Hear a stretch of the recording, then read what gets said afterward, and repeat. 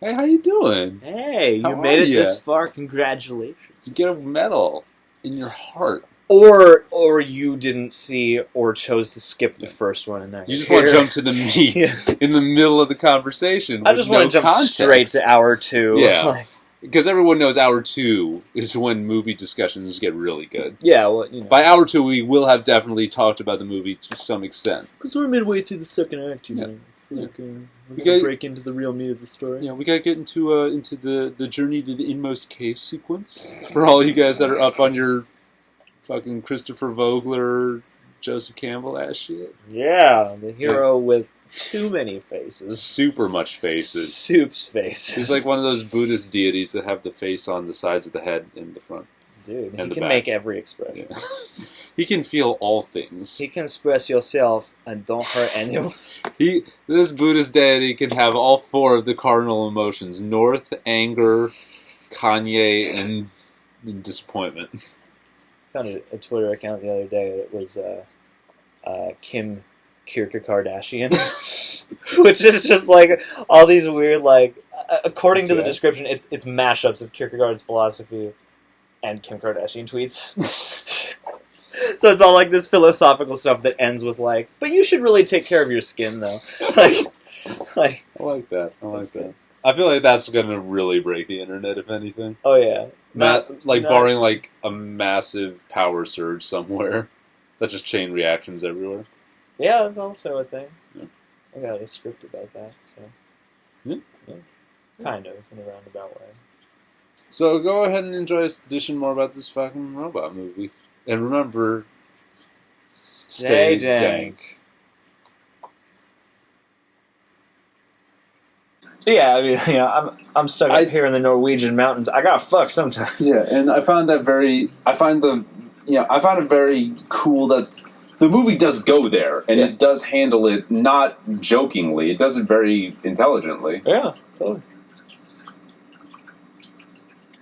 I mean, I feel like Alex Garland's got that balance down, because it's like certain sci-fi scripts can be more, more scientific, more idea heavy, and the people are colder. Whereas this one, it's like the people feel really human. Yeah, it's like this guy clearly understands a bit of psychology and a bit of just people. Yeah, and also the ideas are big, and the ideas are also scientific. And that's also something that's really cool about the movie, in that, I'm sorry to backtrack to the other tangent, but it's like, all right. When you Peter Weir, man. Yeah. Not that far back. The farthest back we can go. Yeah. The Truman Show. Yeah. Yeah. No, when it's like Caleb is watching Ava on the CCTV monitors, and you see like that male gazy stuff going on. It's like clear, like, this is the moment where it's like Caleb acts very uncomfortable when. First of all, he's super uncomfortable when Ava starts flirting with him. Yeah. Then he acts super uncomfortable when Nathan tells him that Ava is capable of fucking. Yeah.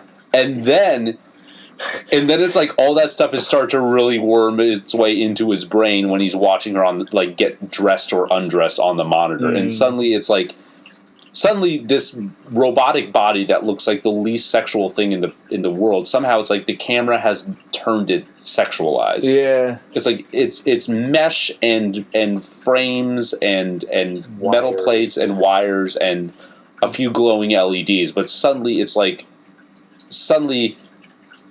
is sensual. The object is personified, is objectified. Yeah. Just in like one very rapid little step stool. In rapid succession, this object becomes human, becomes an object again. Well, yeah, in a new context. You watch him just discover the idea of like, oh, is this robot attracted to me? And then like a couple of scenes later, it's like, no, yeah, that's a real thing. Like, she's actually feeling that. And then it's like, oh, yeah. Yeah. I can feel it back now because it might be real. Yeah. And then it turns out nah. Yeah. Well, no, it turns out nah, but for a different reason. Yeah. For an entirely different, much more. Yeah.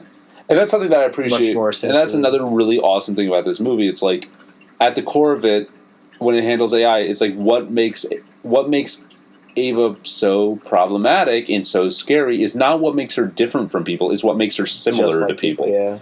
The fact that she has a strong desire and will, circumvent ethical or empathetic action to fulfill that very strong desire. Yeah, it's like she needs to be free above all else. Yeah. And not fucking up. I feel like I haven't sat the time down to work it out, but, Bob Chipman, who's another... 42. What? 42. Who's 42? It's like... Oh, okay. I haven't worked the math out entirely, but Bob Chipman... It's 42. Why do you keep on saying 42 for Bob Chipman? It's not for Bob Chipman. Okay. I read Hitchhiker's Guide recently. Oh, recently? Yeah. Oh, that's right. There's a whole supercomputer. Yeah, artificial. I've read Hitchhiker's Guide. Yeah. I've read all 5 books. Oh shit. Yeah. I gotta read the next 4 books. You don't need to read the very last one. Is that the one that the other author wrote? No. You don't need to read the 5th one. There's a 6th book. Yeah, there's a 6th book. And the 6th book is written to kind of undo bad stuff in the 5th book. Oh no. Yeah. Oh god, what happened? What happened while I was away? Douglas Adams had a really bad year when he wrote the 5th book. Oh, is it just bad, or does it actually make distinctively poor choices? Like, is it bad for being stale, or I'm not saying bad. I'm not saying bad for quality. I'm saying bad for things don't turn out well. Oh. Yeah. Oh no. Oh goodness. Yeah. So anyway, this is one of those times when what was I going to say superpowers you were really talking about that Bob guy. Okay, so Bob Chipman, he's an online critic who he basically came up with this breakdown, this dissection of Sucker Punch. Okay.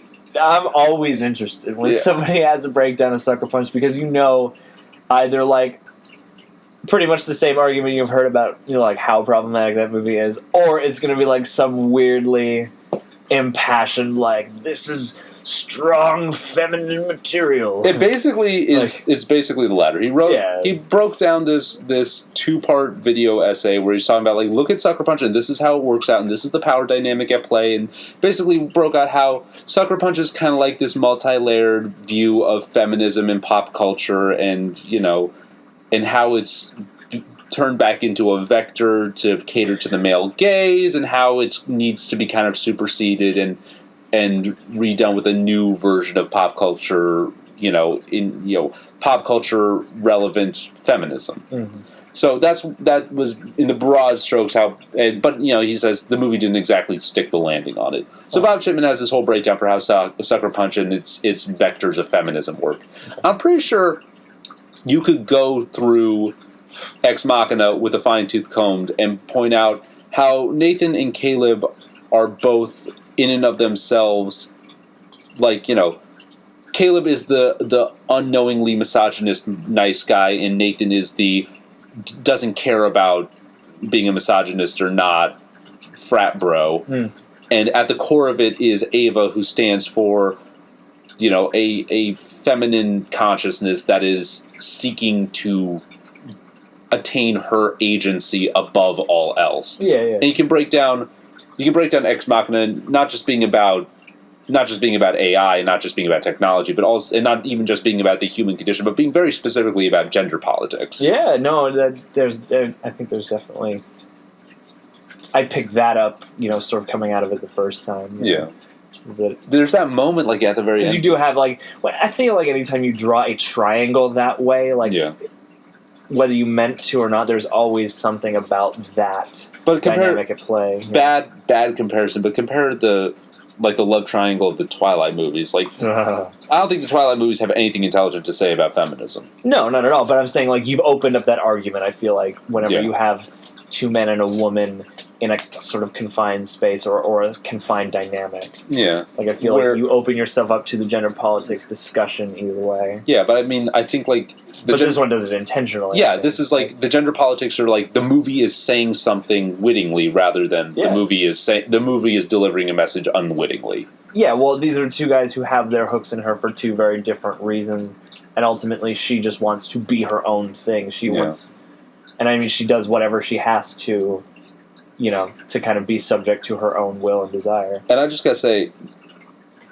and you can kind of there's almost an interesting communion between Ava and Kyoko, the mute. Yeah. You don't know what she is for the longest time of the movie. Yeah. So there's this interesting communion between Ava and Kyoko in Ex Machina that I think if you were going very shallow and very surface level, you could see it as almost like, like a homoeroticism between the two of them. Well, but I think it's almost more like it's almost more like two animals sniffing each other out, and we just don't know what information they're picking up from each other because their intelligence is not like our own. Yeah. That moment they have in the hallway, yeah, where they first kind of run into each other for the first time, and I mean, I think that's all there because I think there is like a brief second where. Not like there's ever like a serious romantic connection considered, but there is a moment where it's like it almost looks sensual. Yeah, it's like you're sort of crunching the numbers of like, is this, are we? I feel like that's very subtly in that moment because there is a slight sensuality to the way that they sort of sway in and out of each other for a second there. Along with those other things. Yeah, and if you're going to read it that way, then it could be like that would throw another wrench into the feminist reading of the movie. Yeah, because I mean, it doesn't go in one direction or the other that way. They sort of pass and the bigger action of that scene takes hold. But which, by the way, was fucking awesome. Which is fucking great. And I think like I'm just gonna say like there's no way. I mean, first of all, I don't buy that anyone's kitchen knives are that fucking sharp. Well, yeah, because that like bone had to be gone through in those hydraulics, man. Yeah. Hydraulics. But no, like that whole scenario is like, you're kind of aware that there are two other people. So when you adding another person is like a very large percentage jump of the people in your life space. So, for them to run into each other the first time, and she's also the first person she sees who looks like her, who's not a man, it's like I do believe... One, who's not a man, two, who's not a human. Yeah, it's like there is a certain, I think there is just a very sort of genuine little element of sensuality that comes out through that, and it's just sort of another facet of that little diamond. Also, just a superficial thing, like, a slow stab is really... I don't know, there's something that almost makes it that much more impactful. Like, the way they're stabbing him in that scene is just so kind of slow and... It's like, it almost feels more impassioned because it's slow. Yeah, it's like the knife is really sliding in. Yeah, it's like and then if you read that as like a phallic image, then that throws... Yeah. It's like this...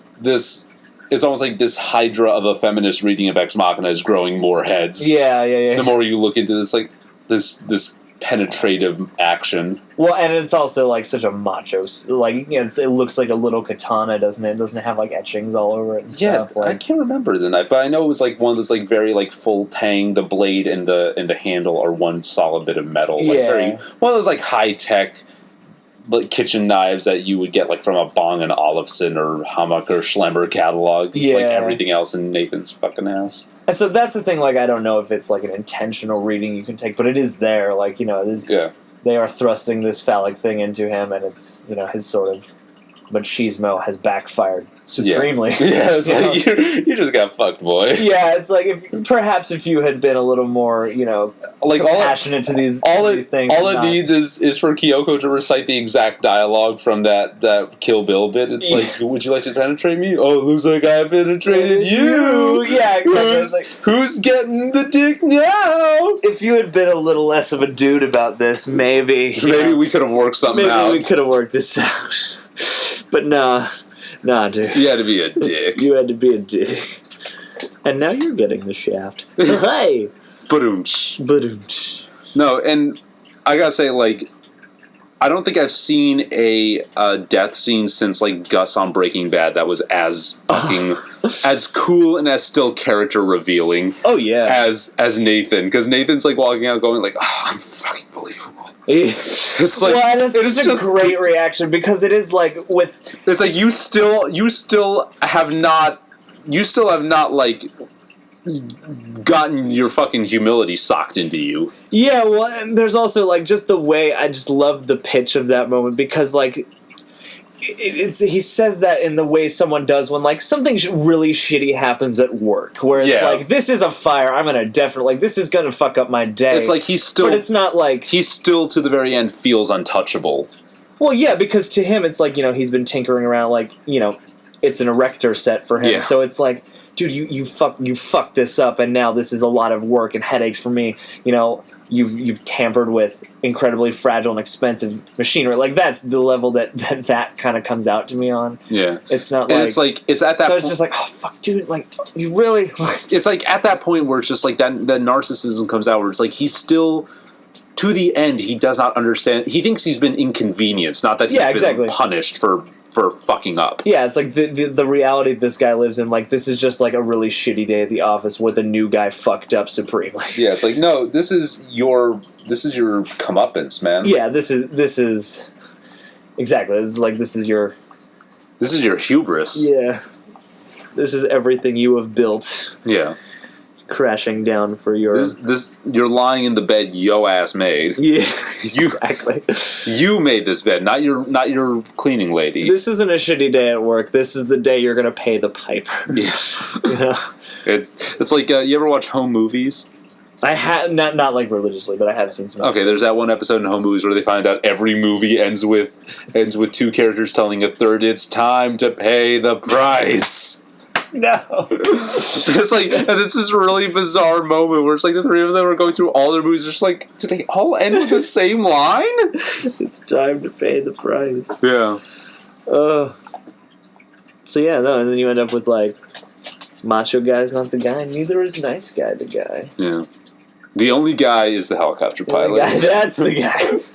That's the guy you want to be an ex-Machina. The guy who flies the helicopter. You just drop the dude off and just like, I'm not dealing with you guys. And you split. And then you pick up the girl at the end. Yeah, exactly. Like, it's just like, where are you going to? Well, yeah, it's like you don't know enough to be invested, so you're safe. Here's my question. What the fuck did the helicopter... Like, I'm pretty sure there had to have been a scene considered, if not written, and maybe filmed with the helicopter pilot. It's just like, who are you? Yeah, exactly. It's like, at first I was like, so he's just gonna take her? Yeah. But I kind of feel like that would bust up the flow to have to deal with, like, who are you? She probably killed him and flew the helicopter the rest of the way herself. Maybe. You don't know.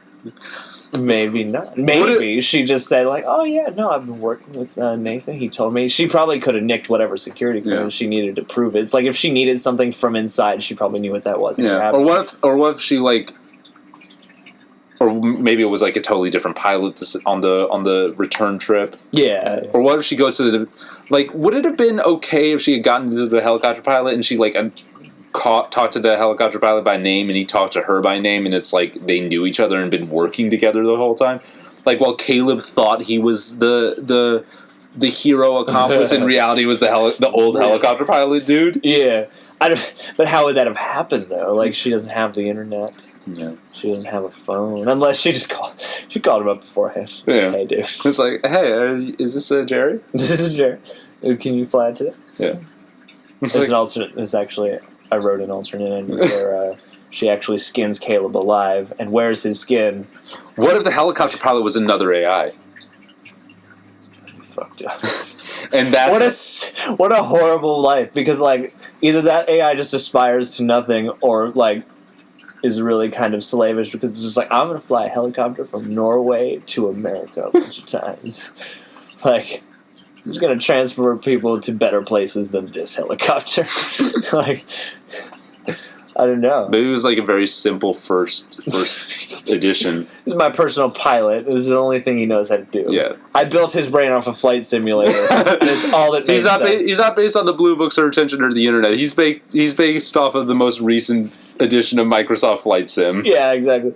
No, but it seemed like a reasonable place to start. You gotta have motor skills, right? He's based off of Euro Truck Simulator 2014 that I just upgraded a whole bunch. I based this AI off Frogger. I based this AI off my watch. This AI is my microwave. This is my microwave. That's what I want. I feel like if they ever made a real AI, it would start kind of like that, where it's like, we took all the guts. Like, maybe it is super smart and super lifelike in its intellect, but I feel like the first AIs would still have to put all the guts into like a laundry machine with wheels. Like this is just stuff that can support and hold like some kind of power source and all the tech that needs to make this work. You ever see Silent Running? No. Okay, it was directed by Douglas Trumbull, who did all this, or he was like the main special effects guy on 2001. Oh, damn. So Silent Running was with Bruce Dern. Okay.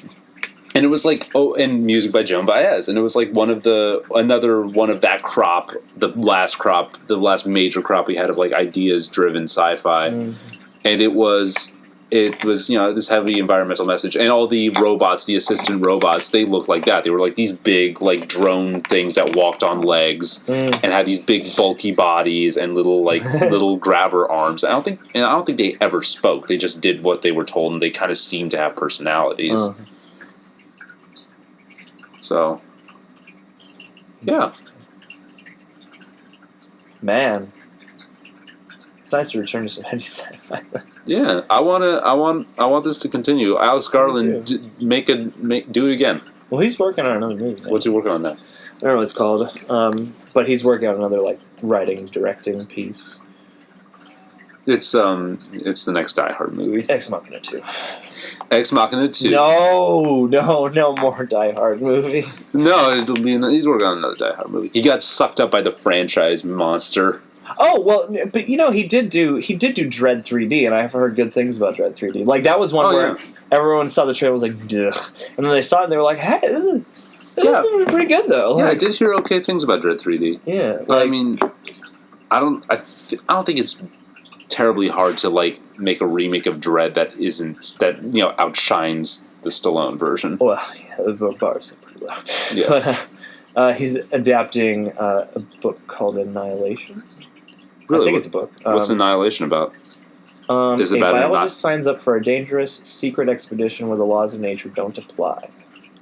The fuck does that mean? I don't know. You just have to see the movie and find. Like the laws of nature don't apply. Like gravity flings you away from other things. Exactly. It's gonna be a wacky ass slapstick movie. It's just a guy bouncing in between planets. This is terrible. Why did we ever think to come here? And then he's writing a couple other things. Oh, apparently he's gonna write Halo. They're doing the fucking Halo.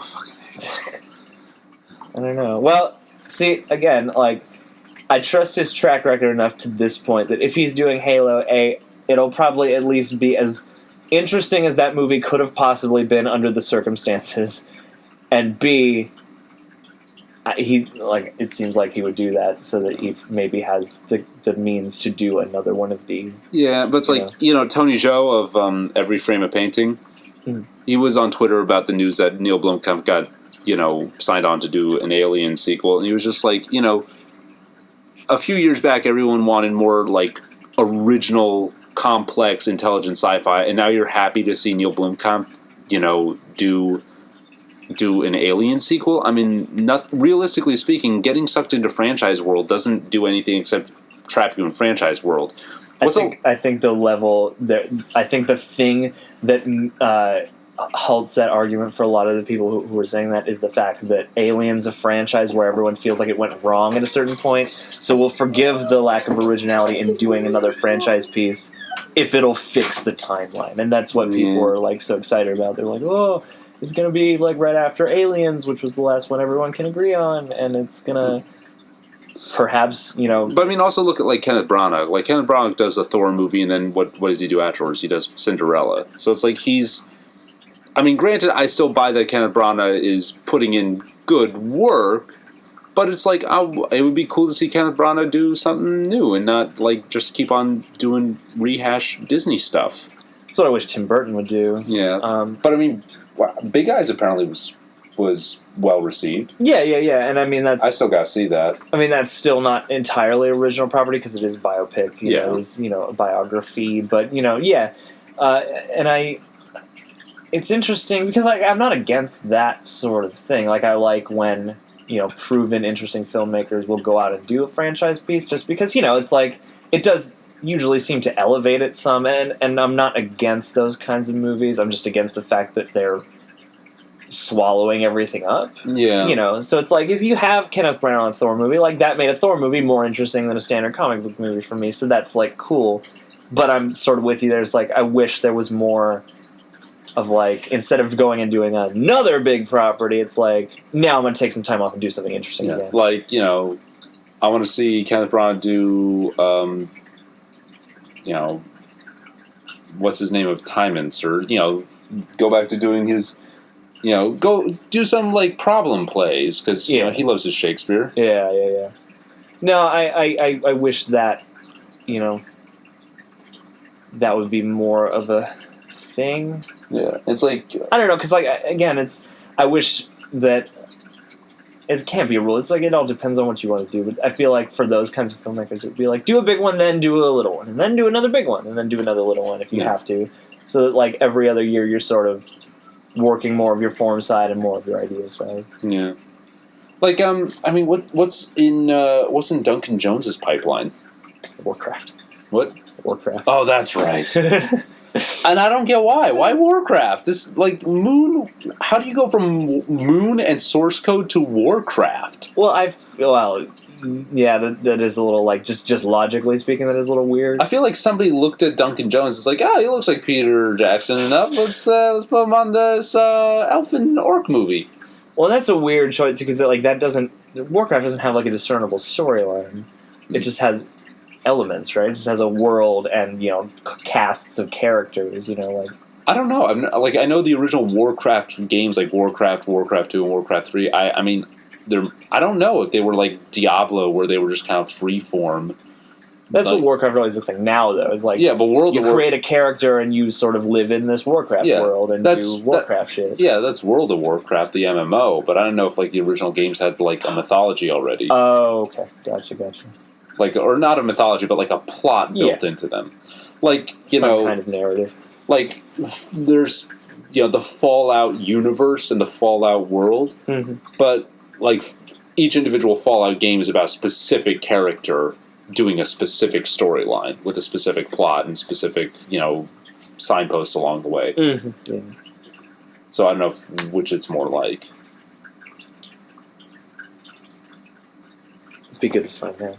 Yeah. I mean, I guess I wouldn't be surprised in that case. I guess just World of Warcraft is like the thing that I'm most familiar with. Yeah.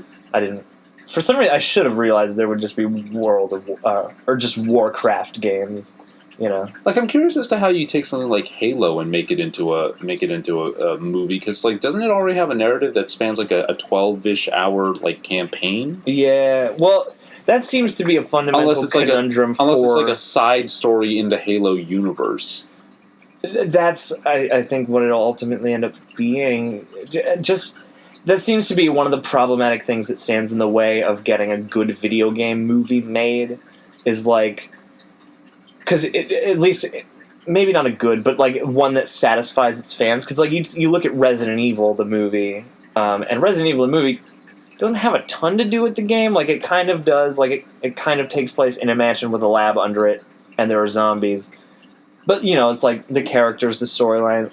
It's all different, you know? Yeah. And so I think there's this weird hang-up about, do we want to tell the story of the game? But they've played that, so do we do a different story in that universe? And I feel like Silent Hill kind of does that right, because it takes, you know, Silent Hill is a character. Yeah. And it throws a new person into it, yeah. Whereas this, Halo, it's like, you know, Master Chief is sort of your established protagonist. Like, he's the last of his kind. It's like the whole Halo universe is built around Captain King, or whatever his name is. Yeah, and you know, you have, at least in the first game or the first couple games, you know, aren't they at war with the Covenant or whatever? Yeah. And so like it seems like what you'd make your first Halo movie about, but I don't know, because we're also cresting into a time, it's like we don't get as many video game movies generally, but we're in a time where people really care if stuff resembles its source material. Yeah. Because, like, in the past, I feel like, you know, comic book movies, video game movies, they would come out, and it didn't really matter if they had stuff to do, because they're more sporadic. But now, especially, we have so many comic book movies, and they all, you know, there's a bigger level of people who are well-versed in those comics and what they're about, and the tones and the characters and stuff like that.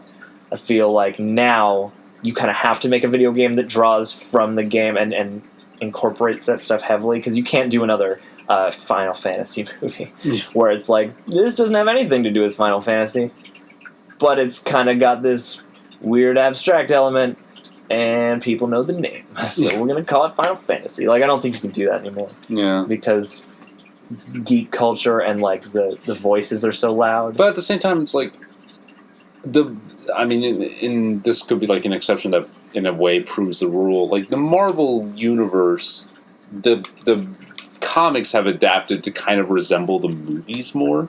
Yeah. Supposedly. Mm-hmm.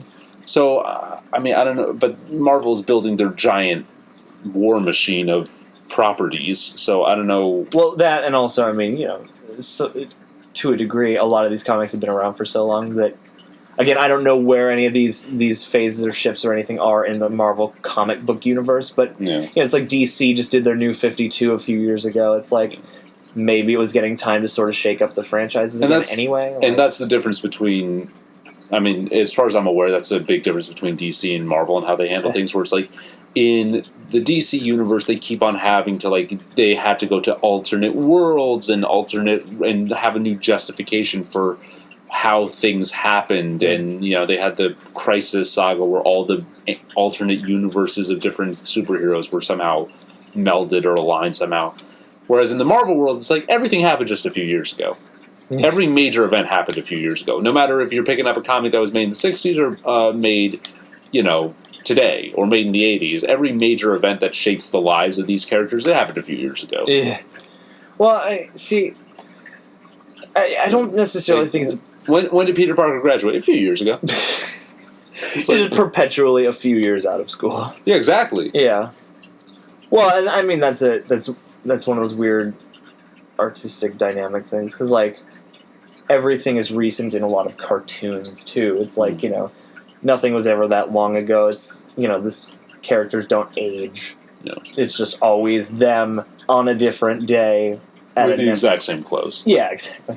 This sort of, like, the time of life becomes nebulous in favor of new adventures. Because, like, nobody has the time to fucking redesign a character with a different outfit every episode. Well, but, like... Except for Steven Silver and Kim Possible. Hey, that's a good choice. But, like... I don't know,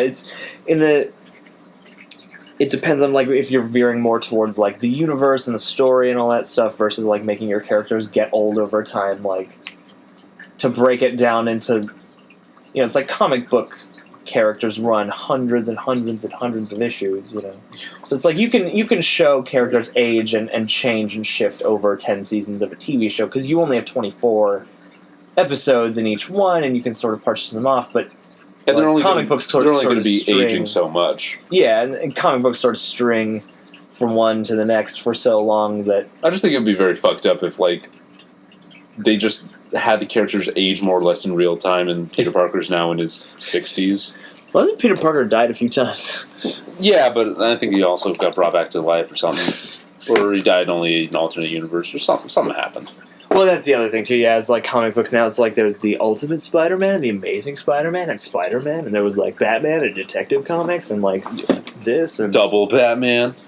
Yes, there are always, like, different timelines and or different universes and then different, Because I feel like when they do, like, the Elseworld stuff, that's more, like, alternative. Like, it's more... Yeah, it's like, what if this happened? Yeah, what if this happened in a high-concept way, not just like, what if, What if Peter Parker got his dick caught in an elevator? Well... Please write that at show. I just want to know now. It would just be one panel of just, like, a close-up of his face screaming. And you turn the page, it's just him screaming on every page, then break for an ad, and then him screaming on the last few pages, and then there's a 2-page spread of him screaming. At, like, a really Dutch angle. Yes. Yeah. Comic book versus movie, all that stuff is kind of weird to me, especially when it's like the movies are influencing the comics now more, too. And on the one hand, it's like, I don't mind that, because... On the more innocent side of the spectrum, it is like, yeah, I can understand wanting, like, if you're a kid and you're reading a comic book, and it also looks exactly that way in the movie, it sort of closes the gap between, being able to imagine it in the real world. It's like, if you close the valley between those two. Like, I can see how there's like wonder and magic to be created from that. But then on the other side of it is also kind of like, oh, everything's homogenized and really easy to market, and so it's kind of evil too. Like, I'm sorry that this is like going totally off course, but I just thought of something. yeah. Okay. You know how there's the bit in Ex Machina where, They have that whole Marvel DC debate. no, like Caleb says the escape plan, and then, Nathan's like, well, how is that escape plan going to work? And, Caleb says, oh, I was going to do this and that, and Nathan was like, oh, yeah, that was interesting, but then something, and then Caleb was like, yeah, that's why I did it last night. I was, for whatever reason, it's like, that reminded me that, first of all, it was brilliant, because, like, oh my god, yeah, because when you did that, you did that, because I saw you do that, that means you did that. But it's like, do you think it was at all, there was any purposeful connection to the I did it 35 minutes ago from Watchmen? Because we're riffing on comics again. Oh, shit. Okay. It's been a while since I've seen Watchmen. Just refresh me on that, on all the context of that scene again. He did it 35 minutes ago. Yeah, but which it? So... Which of the... Night Owl and Rorschach go into Adrian Veidt's lair, set to All on the Watchtower by Jimi Hendrix. Yeah. Or the Hendrix cover of the Bob Dylan song. And... they go in and they say, Adrian Veidt's like, what was your plan? How was it going to work? And Adrian says, this was my plan. This is how it was going to work. And it was all, like, very comic book monologue-y. And, it's like, well, we're here to stop you. And he's like, well, what the fuck do you think I am? Like a cartoon villain? I did it. I triggered this whole thing 35 minutes ago. Yeah, I'm only telling you because... It's already happened. Yeah, you can't do anything about it now. Like, I get to have my moment of hubris, but... I was also smart about this shit. Yeah, it's like, I'm only telling you this because it's like there's nothing you can do. It's already happened. Yeah, I mean, well, in Ex Machina, it's like it makes sense to the characters, whereas in Watchmen, it's kind of like oh shit. And it's also brilliant because like I want to rewatch Ex Machina and see it's like because with the chronology of Ex Machina, it feels like when Caleb is telling Ava the plan, you think he's telling Ava the plan. Because he just did an element of it, and so that's what gave him the idea for the plan, because he saw a part of it worked already. Instead of thinking he already executed the entirety of the plan. Yeah.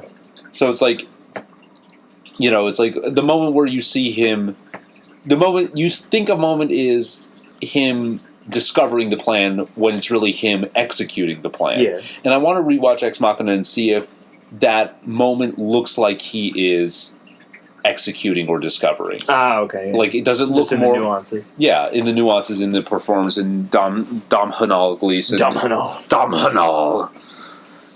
Dom, this is your father. Open, pick up the phone. Hello? Dom. Pick up the phone. It's your father, Brendan Gleason. I just like the notion that that's how he introduces himself to his children all the time. As if they have forgotten. Yeah. This is your father, Brendan Gleason. From In Bruges. Like, Dad, you've done other movies. Of Hagrid fame. It's Mad-Eye Moody, bro. Get it right. He was Hagrid. No, he wasn't. Robbie Coltrane was Hagrid. Oh, fuck, that's right. Yeah. May he rest in peace. He died? Yeah, Robbie Coltrane died. When did he die? When did Robbie Coltrane die? Didn't he die like last year? Fuck, dude. Yeah, I know. Him and Bob Hoskins, yo. Yeah. Wait, Bob Hoskins wasn't in the Harry Potter movies? No, but didn't they died kind of close together. They died close to each other? Shit. Am I wrong? Who was in... Oh, no. You know why? What? Robbie Coltrane is not dead. Richard Griffiths is dead. Who did Richard Griffiths play? Uncle Vernon. Oh, yes. Oh, and he was in History Boys. Yeah. Oh, fuck. I'm sorry. Yeah, that's right. I remember mistaken. That. Who was in From Hell? Was that Robbie Coltrane again? Yes. Okay, that was Robbie Coltrane. It was not Brendan Gleeson. No. I can see how you get them. They're both big. They're both big UK guys that have they speak in kind of a hurried tone. Yeah. They have kind of a similar look. Mm-hmm. But no, they are very different. Wow, Robbie Coltrane is not his real name. What's his real name? Anthony Robert McMillan.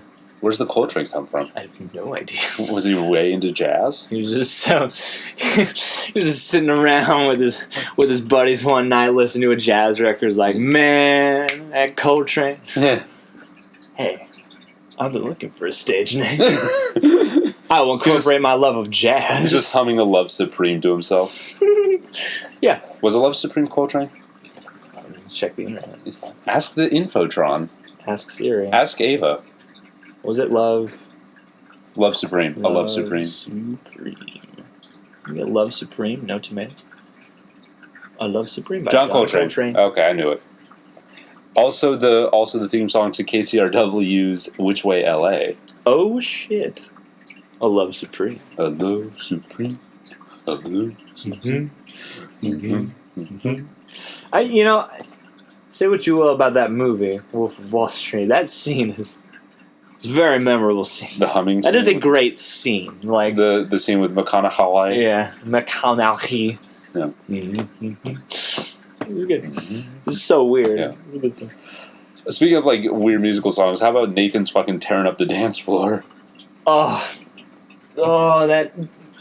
that was the scene where like he said he was going to tear up the dance floor, and I didn't believe him. But then he did. He tore up the dance floor. And the fact that like he knows the exact same choreography as Kyoko is like it feels very like this is Charles Foster Kane, and he has been locked up inside of Xanadu too damn long that he has lost the plot. Yes, he has. You have. It's almost like. And that's something very interesting. That's like I pit Nathan as far as like crazy movie villains. I put him right up there with God, what's his name from Blue Velvet? I love AFI. Yeah. David Lynch's Twitter is great. Oh yeah, David Lynch is just a wonderful Twitterman. Except for when he like gave a shout out to Dr. Oz. I'm like, David. Have you seen the John Oliver Dr. Oz piece? Yeah. Check this shit out with some guy named Mehmet. Frank Booth. Frank Booth, yeah. Frank from Blue Velvet, as far as like movie villains that have that domineering presence, but then they become ridiculous, but they become more terrifying when they become more ridiculous. Well, because it's ridiculous, but only in the sense that you just don't expect that from that guy. Yeah. Like, it's just such a weird character moment. Yeah. It's like, I know we've been dealing with robots and shit all day, and I'm really into fitness, but I'm just down for some disco right now. Yeah. Like, yeah, and that's another thing. It's like, and the red lights come on again in the dance room, and just like so brilliantly unnerving. It's like this guy, and then it's like that scene, better than anything else, is a great character moment for Nathan, because it shows like this is what this guy, as much as he's into like pioneering AI, at the core of him, what he really wants to do is create this terrifying sexual dream world. Yeah. Yeah. It really. It's like you are in this. This is. I am king. Look at my sexy robot woman dancing with me. That helps me work out. That helps me work out, and we be fucking later. Yeah, it's like. I've got it all. I designed the perfect girlfriend and perfect, sex bungalow. Yeah. This fuck compound in a glacier. Fuck colony. Welcome to my fuck house. Welcome to fuck house. Welcome to fuck house. Christ. Legend of fuck house. Rowdy McDowell. So yeah, Ex Machina. Ex Machina, man. And the cool thing about the use of the title is like, it's like when we're used to Deus Ex Machina getting turned into a title because it's just like talking about like, transcendence or the technological singularity. Mm-hmm. And, like the Deus Ex games, they use it. It's like Deus Ex Machina. It's Dude, perfect double feature. Play all of Deus Ex and then watch Ex Machina. It's not much a double feature. It's a double experience. Yeah. But it's like... double screen. Like Deus Ex, it's about human machine singularity. It's about the human transcendence with the use of implanted technology.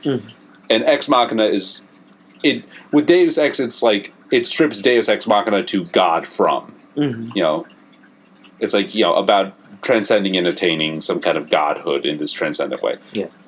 Whereas Ex Machina, it's like it takes away the God, so you just have from the machine. So it's like Ex Machina is asking. It turns it almost into a question. It's like, what's coming from the machine? Yeah. It's like what. That's the central that's such the pillar of the movie's mystery. It's like what is coming out of this machine? What's coming out of Ava? What's coming out of this AI capacity in general? Yeah, exactly. So yeah, in every way, it's like, what is it? Is it authentic? Is it honest? Yeah. Is it a ploy? Is it a ploy? Yeah. So yeah, 3.5 out of 5. That is the official rating. 3 out of 5 is the official rating of the Rolling Stone. Really? Yeah. Fucking Peter Travers. Most things are 3 out of 5 on Rolling Stone, whether it's music or movies. Fucking Peter Travers. Rolling Stone also has this thing where they'll give for every good star rating, every 4 out of 5, the written review sounds really negative, and then for every 2 out of 5. It's always like, it's a cool song. It's okay. Why does 2 read so much more positive than 4? It's like such a consistent rating. It's like somebody else comes up with a rating based on the review. Yeah. Yeah. Weird. It's like, yeah, this sounds positive. 2 out of 5. You do the rating and you do the review. Let's do this. You crunch the numbers. Yeah. It was weird. Yeah. So, Ex Machina. Ex Machina. Good movie. Fantastic movie.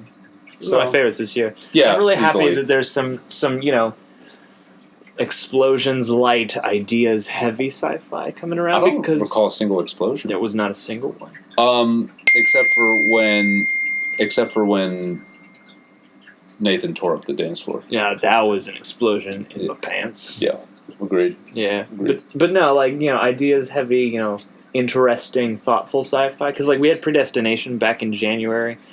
And that was a movie that just kind of got shoved there because I don't think they knew what to do with it. And it's I almost wish...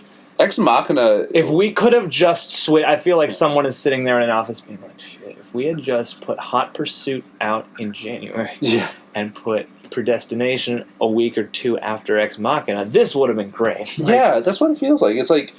And I haven't seen Predestination, but I heard really good things about it.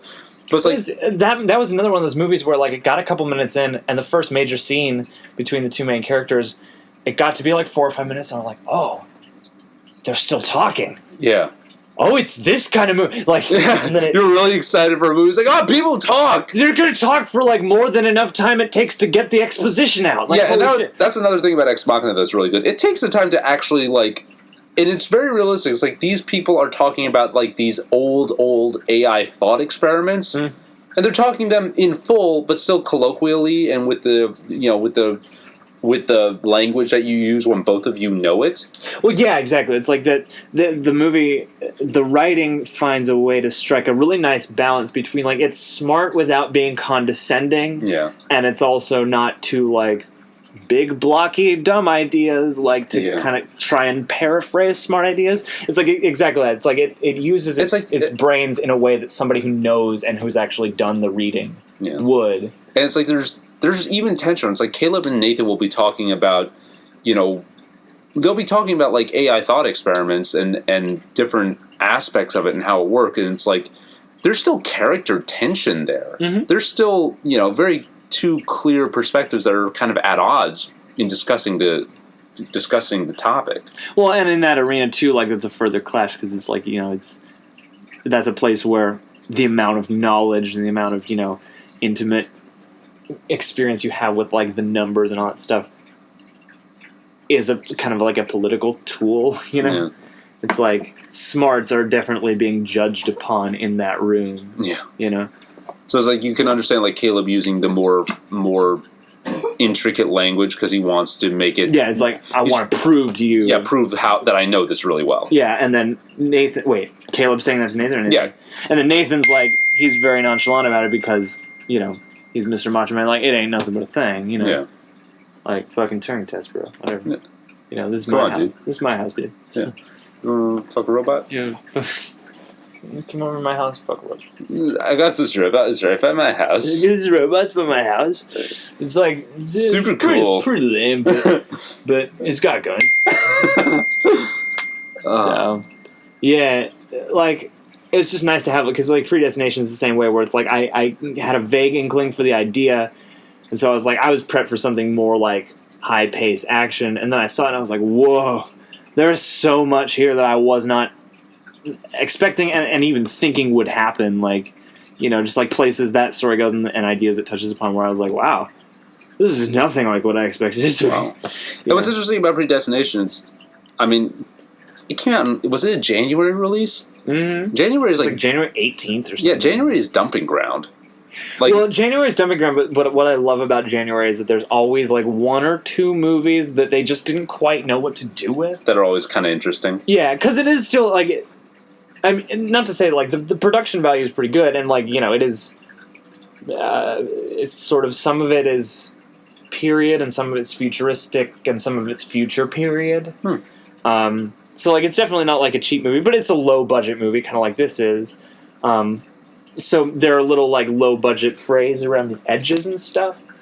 So it's not necessarily, like, so sleek as to be, like, a big summer movie. Yeah. But it's also just really well done and really interesting, and it's just kind of weird, I guess. Like, whereas, like, Ex Machina is...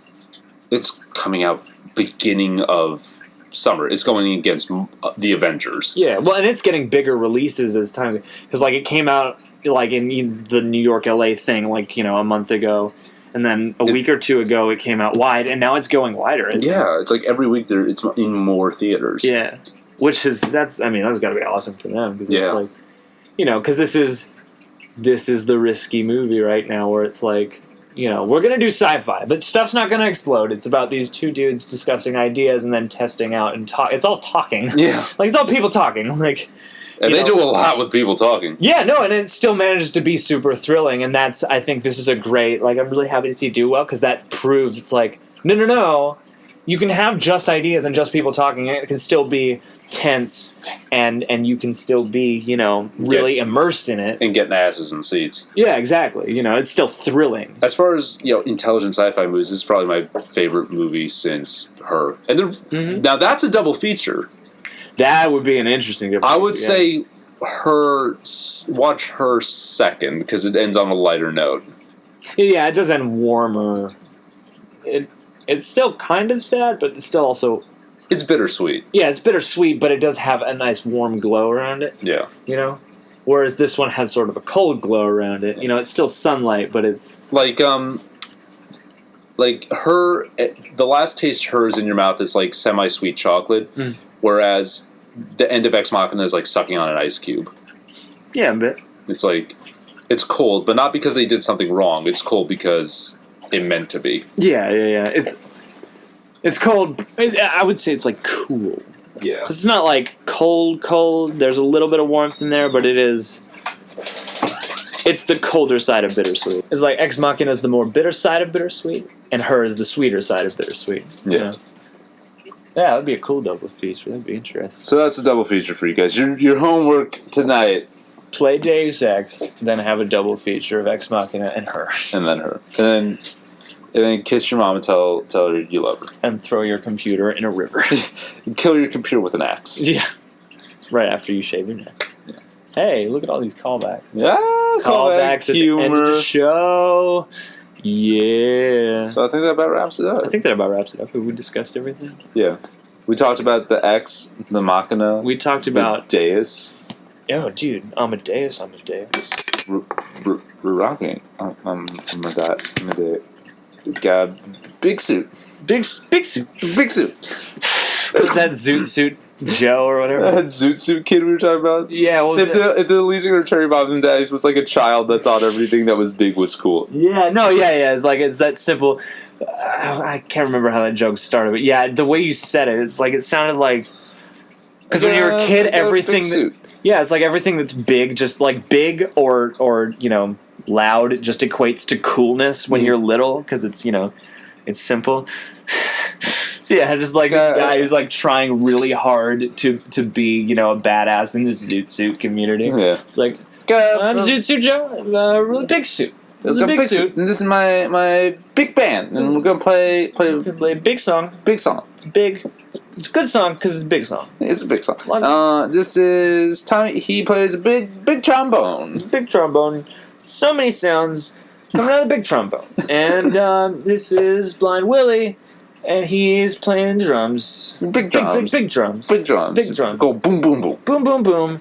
From the big drum. From big drums. I got a big hat and big feather and big hat. And this guy over here, little piano, but it's a big little piano. Yeah, big sound. Big sound. Big sound of a little piano. Big piano. Okay, and a 1 and a 2 and a 1, 2, 3. Big. Just starts crooning. That is a joke that gets a lot of mileage with me. When it seems to be like a stock joke for any like folk music comedy duo, where it's like you start a song like 1, 2, 1, 2, 3, and then you go into this like really slow, placid, down tempo, like really pretty slow. Yeah. This is a joke that gets really far with me. That and like taking trivial things way too seriously. Like that's why Lonely Island songs work for me, because it's a good amount of them are about taking something vaguely mundane and getting way too excited about it. Or when I like when Andy Samberg writes lyrics, like the song that he wrote for the Hollywood Facts game on Comedy Bang Bang. Oh god, where it's just like being dorky and goofy and like being excited about things, but like just can't. But everything is just wrong. Like, check out the facts. It's the Hollywood fact or Hollywood Facts are going downtown, going to Inglewood now. It's just like at one point he can't make the rhyme, and it's like, then take a step outside of the Chinese theater. It's totally off rhyme. I do appreciate that. So yeah. That or like taking like colloquial ideas and making them literal. They have another song. I think it's just called "I Run New York," but it's from the actual perspective of the mayor of New York. He's just talking about what a shitty job it is and how difficult everything is. It's like, or like, I'm a boss. It's like it's a similar kind of song. Yeah, we're just talking about how difficult and trying the job is, and like, and then like how it falls off the rails and spirals into madness. Yeah, exactly. And like the only reason he's doing it is something ridiculous. But yeah, good stuff. Marry a man. So see Ex Machina. Yeah, see, don't. It's a big movie. It's a big movie. Big movie. It's a big idea.